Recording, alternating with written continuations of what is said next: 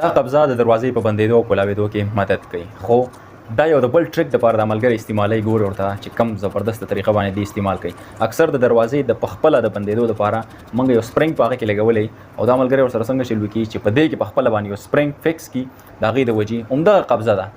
بس بیا پخپله باندې هغه دروازه دغه کېدلی شي بندېدلی شي. ګوره ورته دغه ځای ته څه کټ کوټې پکې وکړو او دغه ځای ورته واپس چې کوم دی نوټونه هغه څه پکې ولګول او هغه سیخ چې کوم دی هغه پکې واپس ورکړو. صرف دغه یو ایډیشن یې پکې وکړو چې سپرنګ یې پکې ایډ کړو.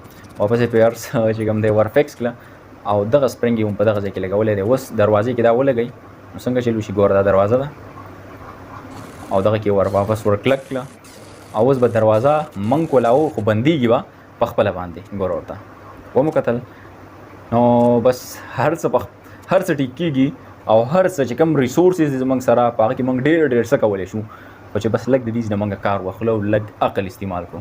ورنه چې کوم دغه هر څه وسایل دي نو هغه هم په دغه یو څیز کې کېږي. ګوره دې لپاره په ځان له اوس ته دغه راوړي. د ویډیو مقصد مې صرف او صرف دا دی چې زموږ سره څومره سره دي که دا چېرته موږ صحیح طریقه باندې عقل استعمال کړو او دغه خپل چې کوم شیزونه دي دغه یوټیلایز کړو نو د بل شیز ضرورت ته به موږ نه محتاجه کېږو. نو دغه یو ویډیو وه که خوښه شوې نور ملګرو سره ضرور شریک کړئ.